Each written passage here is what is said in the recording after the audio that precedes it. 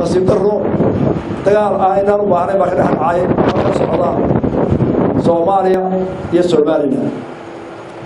maanta Soomaaliya iyo Soomaaliland dagaal u baahnay inagu istuur loo baahan in dadka loo baahan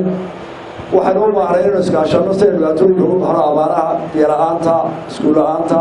caafimaad darrada shaqo la'aanta inay isu kaashanaaba Soomaaliland hadafkeedu taas oo ah inay jaarkooda nabad u fidiyaan inay wax wada qabsi u fidiyaan inay jaarnimo wanaagsan u lahaano dhinac walba Soomaaliland taas mar kula socdo oo ka rabnaa maanta iyo shalay iyo imikaba nasiib darro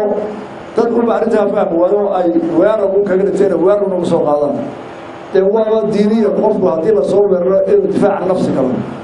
marka Soomaaliland difaac u ku jirtay dadkeedii qarnimadeeda weerar uma socoto waxyeelo jaarkeeda uma socoto kuwa Soomaaliyeed iska badaa waxa uu tarreemoyaan waxyeelo dagaal uma socoto marka waxa uu tarneeyaa dadka Soomaaliya ka tirsan gaar ahaan Puntland ee qayradaanta dheer ee qabariga ah ee isirka awada waxa ka wanaagsan inagu oo iskaashana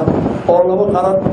oo laba dawladood oo walaalo ah oo isku afa oo isku diina oo isku mid ah oo wax istareen noqonay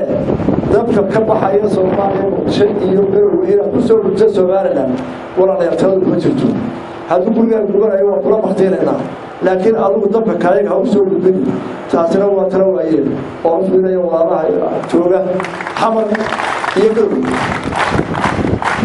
xuduudaha uu sameeyay isticmaalka ee Afrika oo dhan anagu ma naasabay mana bedeli karo Afrika oo dhan xuduudaha ku dhisantay xuduudahaas oo ka mid ah Soomaaliland maanta waa mid waxay ku fogaan tahay horumarin waxaan ka doonaa waxaan gobolada nagu calaantaa waxa waayirkii wadaashu hadaan waa laba dhisin dhakhtarkii iskuulka lama dhisin halka wadada lama sameyn ceelka lama qodin uma jeedna ciidan iyo dagaal iyo maanta khasaare ka daatay waxaan leeyahay taasina way waanaa ka waantow oo qolada maanta aad u aragteen idaacadaha iyo social media